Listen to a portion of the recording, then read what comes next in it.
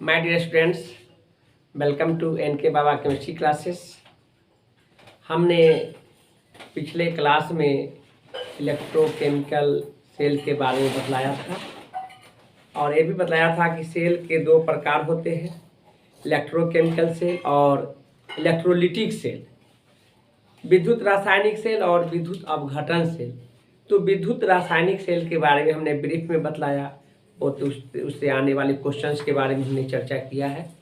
आज का जो टॉपिक्स है वह विद्युत अपघटन सेल है, इलेक्ट्रोलिटिक सेल है। तो विद्युत अपघटन सेल क्या होता है, इस बात को पहले आप जानिए। जब कोई भी इलेक्ट्रोड पर विद्युत धारा प्रवाहित किया जाता है तो वह कैथोड एवं एनोड में अपघटित हो जाता है, अलग अलग हो जाता है।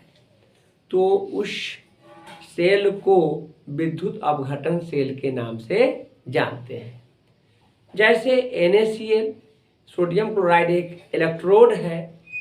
जब उस पर विद्युत धारा प्रवाहित किया जाता है तो सोडियम आयन कैथोड पर और क्लोराइड आयन एनोड पर डिपॉजिट हो जाता है, एकत्रित हो जाता है। इसी प्रकार सिल्वर नाइट्रेट है AgNO3, उस पर विद्युत धारा प्रवाहित करते हैं तो अपघटित होता है सिल्वर प्लस चार्ज और नाइट्रेट माइनस चार्ज पर। जिंक सल्फेट है Zn2 plus SO4 minus, copper sulphate की बात करते हैं Cu2 प्लस और SO4 माइनस, एल्युमिनियम क्लोराइड की बात करते हैं Al3 प्लस Cl माइनस। तो इस तरह से जितने भी इलेक्ट्रोड्स हैं उस इलेक्ट्रोड्स पर विद्युत धारा प्रवाहित करते हैं तो दो ही भाग में बटेगा, कैथोड और एनोड। कैथोड पर पॉजिटिव चार्जेज होते हैं और एनोड पर निगेटिव चार्ज जमा होता है। तो उस इलेक्ट्रोड को हम क्या कहेंगे, विद्युत अपघटन सेल कहेंगे। विद्युत अपघटन सेल के संबंध में एक ब्रिटिश फिजिसिस्ट माइकल फैराडे नामक वैज्ञानिक ने बताया था और उन्होंने इससे संबंधित दो नियमों के बारे में बताया, जिसमें इनका प्रथम नियम यह है कि जब किसी इलेक्ट्रोड पर विद्युत धारा को प्रवाहित करते हैं तो वह कैथोड एवं एनोड में अपघटित जो होता है तो वह जो इलेक्ट्रोड का जो द्रव्यमान होगा उस पर एकत्रित आवेशों के समानुपाती होता है। कहने का मतलब यह है कि विद्युत अपघटन सेल में जो इलेक्ट्रोड होगा उसका जो मात्रा होगा वह द्रव्यमान उस पर एकत्रित, जो आवेश उस पर एकत्रित होगा, डिपॉजिट होगा, उसका क्या होगा, सीधा समानुपाती होता है। जैसा कि हमने बताया कि NaCl एक इलेक्ट्रोड है, उस इलेक्ट्रोड पर विद्युत धारा प्रवाहित कराते हैं तो कैथोड पर सोडियम चार्ज आवेश और एनोड पर क्लोराइड आवेश होते हैं। तो वही जो आवेश है वह जो डिपॉजिट होता है कैथोड और एनोड पर, उसका जो अमाउंट है उस पर एक डिपॉजिट किया गया आवेश के क्या है, सीधा समानुपाती है। इसी को फैराडे के प्रथम विद्युत विच्छेदन के प्रथम नियम के नाम से जानते हैं, विद्युत अपघटन के नाम से जानते हैं। विद्युत विच्छेदन और विद्युत अपघटन एक ही चीज है। आपको ये हो सकता है कि एग्जामिनेशन में अपघटन नहीं कह करके विद्युत विच्छेदन कहे, तो यह आश्चर्यजनक बात नहीं है। एक भाषा है, उसको किसी तरह से बोल दिया जाता है, लिख दिया जाता है, लेकिन यह बहुत ही इम्पोर्टेंट है। सेंटअप एग्जामिनेशन में पूछा गया है और एक आध साल बीच करके बोर्ड एग्जामिनेशन में पूछा जाता है। फैराडे का कभी कभी दोनों नियम की बात करेगा, कभी प्रथम नियम, कभी द्वितीय नियम। तो इसको याद रखना है। बहुत सिंपल है कि इलेक्ट्रोड का द्रव्यमान उस पर एकत्रित आवेश के समानुपाती होता है, तो उसे क्या कहते हैं, विद्युत अपघटन का प्रथम नियम कहते हैं। जैसा कि हमने यहाँ बतला रहे हैं कि फैराडे के विद्युत अपघटन के प्रथम नियम है। इस नियम के अनुसार किसी इलेक्ट्रोड का द्रव्यमान उस पर एकत्रित आवेश के समानुपाती होता है। अर्थात इलेक्ट्रोड के द्रव्यमान को W से सूचित किया गया है, यह समानुपाती का चिन्ह है, यह आवेश Q है और इसको इक्वल करते हैं तो यह Z एक समानुपातिक स्थिरांक है, Z से गुना करते हैं यानी W बराबर ZQ, जहाँ और Z इक्वल टू क्या जाएंगे W बाई Q। Q को क्या लिखते हैं IT, आप जानते होंगे Q बराबर I गुने T विद्युत धारा गुने समय, जहाँ Z विद्युत रासायनिक तुल्यांक है, W इलेक्ट्रोड का द्रव्यमान है, Q आवेश है, I विद्युत धारा होगा, T समय होगा।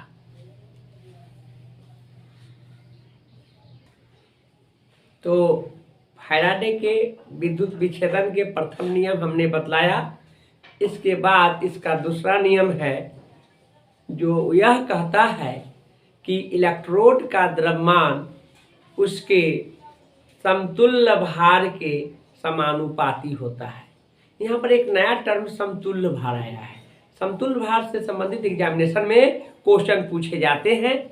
आप जानेंगे कि इस नियम के अनुसार इलेक्ट्रोड का द्रव्यमान उसके तुल्यांकी भार या समतुल्य भार के समानुपाती होता है। अर्थात W समानुपाती E है, W बराबर ZE होता है, इसलिए Z बराबर क्या हो जाएंगे W बाई E। जहाँ पर W क्या है इलेक्ट्रोड का द्रव्यमान है, E समतुल्य भार है और Z विद्युत रासायनिक तुल्यांक है। यह फैराडे के विद्युत विच्छेदन के दूसरा नियम है। लेकिन यहाँ से एक ऑब्जेक्टिव क्वेश्चन बहुत बहुत महत्वपूर्ण है जिस पर ध्यान देना है। आपसे पूछा जाएगा कि फैराडे के विद्युत विच्छेदन के दूसरे नियम किस भार से या किससे संबंधित है। तो यहाँ देखिए, यहाँ पर हमने लिखा है तुल्यांकी भार या इसी को समतुल्य भार कहते हैं। तो यहाँ पर क्वेश्चन जो है निम्नलिखित में से कौन फैराडे के वैद्युत अपघटन के द्वितीय नियम से संबंधित है। ए में है अनुभार, बी में है परमाणु भार, सी में है समतुल्य भार और डी में है इनमें से सभी। तो यहाँ पर क्या होगा समतुल्य भार होगा। बहुत इंपॉर्टेंट क्वेश्चन है, ध्यान रखेंगे, ऑब्जेक्टिव में आएगा क्वेश्चन, इसको ध्यान में रखना है। नेक्स्ट है विद्युत रासायनिक तुल्यांक से आप क्या समझते हैं। विद्युत रासायनिक तुल्यांक जो हम फैराडे के प्रथम विद्युत विच्छेदन के नियम में और द्वितीय नियम में भी हम यहाँ पर बतलाया है कि W समानुपाती जो Q होता है इसको बराबर करने के लिए Z से गुना किया जाता है और इसी Z को फैराडे के उसी Z को विद्युत विच्छेदन का नियम से जो आया उसे विद्युत रासायनिक तुल्यांक के नाम से जानते हैं। यह एक समानुपातिक स्थिरांक होता है जिसका मात्रक kg पर कूलम होता है। तो यहाँ हमने लिखा है कि यह एक समानुपातिक स्थिरांक होता है जिसका मात्रक क्या होगा kg पर कूलम होता है। एक और क्वेश्चन, यहाँ फैराडे स्थिरांक होता है। फैराडे स्थिरांक का मान 96,500 कूलम पर मोल होता है। इस बात को ध्यान में रखेंगे, इसका 96,500 कूलम प्रति मोल एक वैल्यू होता है। यह कैसे आया इसके बारे में भी हम बतलाएंगे। लेकिन एग्जामिनेशन में अक्सर पूछा जाता है कि निम्नलिखित में से कौन फैराडे स्थिरांक है। तो आप कहीं जानेंगे कि फैराडे स्थिरांक जो होते हैं 96,500 जो होते हैं कूलम पर मोल होता है। तो एक मोल में फैराडे स्थिरांक का मान कितना होगा 96,500। यहाँ हमने चर्चा किया है, इसका कैसे आया वैल्यू उसके बारे में बताया है कि एक से फैराडे, एक क्या है फैराडे स्थिरांक है, Na अवोगाद्रो संख्या है, Q है इलेक्ट्रॉन पर का आवेश, इलेक्ट्रॉन का आवेश। तो अवोगाद्रो संख्या का मान कितना होता है 6.022 गुने 10 के पावर 23 पर मोल। एक मोल में इसका मान 6.022 10 के पावर 23। इसी को अणुओं की संख्या भी कहते हैं। में कितना से इलेक्ट्रॉन का द्रव्यमान जो आवेश जो होता है 1.6 021 इंटू 10⁻20 माइनस 19 कूलाम होता है। तो आप देखेंगे यहाँ 23 पावर है, प्लस में यहाँ 19 है, तो माइनस में, तो आपको इसको गुना कर देंगे और इसका पावर में बढ़ जाएगा कितना, 19 से 20, 4 गो जीरो बढ़ जाएंगे और इसको गुना करने के बाद इसका जो वैल्यू आएगा वो 96,487 और यहाँ कूलम है पर मोल है, कूलम पर मोल के रूप में जानते हैं। भले ही इसका वैल्यू है 96,487 कूलम पर मोल, लेकिन इसका अप्रोक्सीमेटली लगभग जो होता है 96,500 कूलम लेते हैं। और इस तरह से क्वेश्चन एग्जामिनेशन में कई एक बार पूछा है कि फैराडे स्थिरांक का मान निम्नलिखित में से कौन होता है, तो आप जानेंगे कि 96,500 कूलम। इस पर हमने क्वेश्चन भी रखा है। फैराडे स्थिरांक का मात्रक नहीं कह करके यहाँ पर मान लिखेंगे, निम्नलिखित में कौन है, तो क्या होगा, देखिए यहाँ कंफ्यूज नहीं होना है। 965 कूलम पर मोल है, 9,650 कूलम पर मोल है, यहाँ 96,500 है लेकिन मात्रक नहीं है, तो मात्रक नहीं है लेकिन यहाँ पर है 96,500 कूलम पर मोल, इसका आंसर क्या हो जाएंगे, डी होगा। लेकिन यदि किसी में मात्रक नहीं दिया हुआ होगा ऑप्शन में, तो ऐसे स्थिति में 96,500 लिख सकते हैं, लेकिन मात्रक की बात के साथ रहेगा तो आप जानेंगे कि 96,500 कूलम पर मोल होगा। एक मोल में फैराडे स्थिरांक का मान 96,500 मोल होता है। तो फैराडे के विद्युत विच्छेदन के दूसरे नियम से फैराडे स्थिरांक का मान प्राप्त हुआ है, वह एक मोल में 96,500 कूलम उसका आवेश होता है। तो उससे संबंधित कुछ क्वेश्चन पूछे जाते हैं ऑब्जेक्टिव, और कुछ कंसेप्ट है, वह है आपको कि किसी भी अवकरण में जानते हैं कि इलेक्ट्रॉन जो ऐड होता है रासायनिक समीकरण के लेफ्ट साइड, बाएं तरफ इलेक्ट्रॉन जुड़ता है, तो वह अवकरण है। अवकरण को ही कैथोड कहते हैं। तो जब अवकरण अभिक्रिया में जितना इलेक्ट्रॉन को जोड़ करके संतुलित किया जाता है, वही इलेक्ट्रॉन की संख्या फैराडे स्थिरांक की संख्या के बराबर होता है। कैथोड पर उपस्थित आवेशों की संख्या फैराडे स्थिरांकों की संख्या के बराबर है। हमने यहाँ पर एक तरीका बतलाया कि कैसे पहचानेंगे कितना फैराडे है। तो किसी भी कैथोड पर जितना चार्ज होगा, आवेश होगा, उस आवेश की संख्या उतना ही इलेक्ट्रॉन जोड़कर संतुलित किया जाता है। तो आवेश की संख्या हो अथवा इलेक्ट्रॉन की संख्या हो, उसी संख्या को क्या कहते हैं, फैराडे स्थिरांक की संख्या कहते हैं। और फैराडे स्थिरांक की संख्या को F से सूचित करते हैं, जिसका मान लगभग 96,500 कूलम होता है। तो आप देखिए मैग्नीशियम से मैग्नीशियम बना, मैग्नीशियम आयन से मैग्नीशियम बना, इसमें 2 इलेक्ट्रॉन लॉस किए हुए हैं, इसलिए इसको बैलेंस करने के लिए कितने इलेक्ट्रॉन चाहिए, 2 इलेक्ट्रॉन चाहिए। 2 इलेक्ट्रॉन है इसलिए कितने फैराडे हो गया, 2 फैराडे हो गया।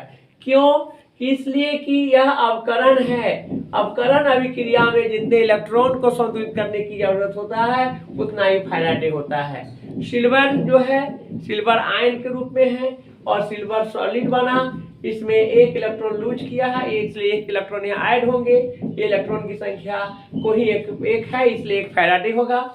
एल्युमिनियम, ये एक बार पूछा हुआ क्वेश्चन एग्जामिनेशन में है, आप ध्यान रखेंगे। तो एल्युमिनियम 3+ है, तो यहाँ 3 इलेक्ट्रॉन जोड़ करके इसको संतुलित करेंगे, इसलिए 3 फैराडे हो गया। यह काफी इंपॉर्टेंट क्वेश्चन, एनसीईआरटी का क्वेश्चन है, यह एनसीईआरटी का क्वेश्चन है और यह इसको ऑक्सीडेशन संख्या पर आधारित है। इसके लिए ऑक्सीकरण संख्या को जानना होगा।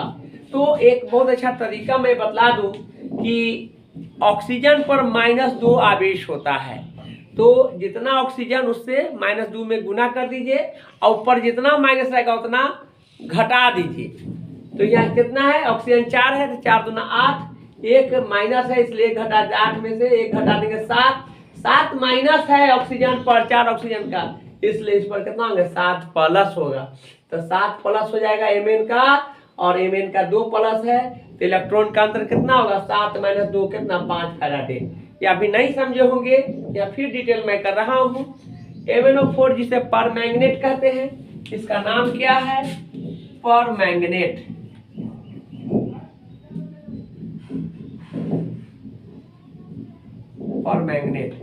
परमैंगनेट आयन है, और इसमें Mn का ऑक्सीकरण संख्या को x मान लिया गया है, मानना ही पड़ेगा, x को मानना पड़ेगा। Mn का मान लिया कि ऑक्सीकरण संख्या कितना x है, O का -2 होता है, तो कैब ऑक्सीजन है 4 है, तो -2 × 4 = -8। आप जानेंगे किसी भी रेडिकल में जो होता है आपको ऑक्सीकरण संख्या, वह जो है आपको उस पर जितने भी कंपोनेंट होंगे उसके ऑक्सीकरण संख्या का योगफल को जोड़ करके और उस पर पावर होगा उसके बराबर होगा। तो Mn का x है, प्लस ऑक्सीजन का -8 आया है, और पावर जितना प्लस में हो या माइनस होगा तो माइनस बराबर होगा, प्लस में जाएगा तो प्लस के बराबर होगा, तो -1 हो गया। x - 8 = -1, x बराबर इन्हें माइनस से इधर आएंगे तो प्लस हो जाएगा, समीकरण के लेफ्ट साइड वाला राइट साइड में जाएगा -2 प्लस हो जाएंगे, तो x बराबर हो जाएंगे 8 - 1 कितना x बराबर 7 आया। अब देखिए हमने कहा था कि जितना ऑक्सीजन रहेगा उसको दुगना करके घटा दीजिए, तो 4 है तो 4 8 में से घटा देंगे 7 प्लस हो गया, 2 प्लस तो 5 का अंतर हो गया। यही बात हमने लिखा है। Mn पर कितना है 7 प्लस है, रिएक्शन में कितना है 2 प्लस है, तो अंतर कितना का होगा इलेक्ट्रॉनों का अंतर 7 - 2 कितना है 5, ये 5 इलेक्ट्रॉन, तो 5 इलेक्ट्रॉन को बैलेंस करने की जरूरत हुआ, इसलिए उसका 5 फैराडे होंगे। हो सकता है ये ऑब्जेक्टिव में आएगा भी, हमने यहाँ क्वेश्चन सेट किया है कि ये तो पूछता है, ऐसा ध्यान में रखेंगे। तो एल्युमिनियम 3 चार्ज से एल्युमिनियम बना, इसको 3 इलेक्ट्रॉन बैलेंस करने में लगा, इसलिए इस अभिक्रिया में इसका आंसर क्या हो जाएंगे 3 फैराडे। और यहाँ देखना है MnO4 से Mn एक ही है, इसको याद रख लेंगे, दिक्कत होगा तो 5 फैराडे हो जाएंगे। तो इस प्रकार से हमने फर्स्ट लॉ ऑफ इलेक्ट्रोलिसिस और सेकेंड लॉ ऑफ इलेक्ट्रोलिसिस की बात की है, किसका फैराडे का। Faraday first law of electrolysis and Faraday second law of electrolysis के बारे में हमने चर्चा किया। यहाँ से क्वेश्चन आएगा, बस ध्यान में रखना है। यहाँ फैराडे के विद्युत विच्छेदन का जो नियम है बहुत बहुत महत्वपूर्ण है। प्रथम नियम पूछे अथवा द्वितीय नियम पूछे, लेकिन पूछेगा, याद रखेंगे, दोनों नियम याद रखेंगे, और उससे रिलेटेड जो ऑब्जेक्टिव क्वेश्चन आता है उसके बारे में हमने बतलाया। और ऑब्जेक्टिव ज़्यादा इन्हें उन्हें करने की कोई ज़रूरत ना है, तुल्यांकी भार वाला बहुत इंपॉर्टेंट है, वह इंपॉर्टेंट क्वेश्चन भी बनता है जिसको हमने क्वेश्चन में ऑब्जेक्टिव में सेट किया है। और फैराडे कांस्टेंट कैसे आइडेंटिफाई करेंगे जिसके बारे में भी हमने बहुत अच्छे ढंग से बतला दिए हैं। और इससे ज़्यादा क्या हो सकता है, एग्जाम में आने वाला क्वेश्चन है, सब आएगा। और मैं एक बार और बता दूं कि सारे चैप्टर का हम कलेक्टेड ऑब्जेक्टिव मटेरियल भी प्रोवाइड करेंगे, इसके लिए सोचने की बात नहीं है। 3 पार्ट्स में हम क्वेश्चन आंसर देंगे, पूरे ऑब्जेक्टिव क्वेश्चन 1 मार्क्स का चैप्टर वाइज एक जगह कैलकुलेट करें, एक जगह संग्रह कर लेंगे, फिर 2 मार्क्स का संग्रह कर लेंगे और 5 मार्क्स का। टेंशन नहीं लेना है, बढ़िया से पढ़ना है। आज दीपावली है, आप सभी विद्यार्थियों के लिए हमारे तरफ से शुभकामनाएं। हैप्पी दीपावली। आप लोग खूब पटाखा छोड़िए, खूब मिठाई खाइए, उसके साथ ही साथ हमेशा पढ़ते रहिए, हमारे वीडियो को हमेशा देखिए, जिससे आपका नॉलेज बढ़ेगा, आपका रिजल्ट अच्छा आएगा। फिर हम कल मिलेंगे, आज के लिए इतना ही है।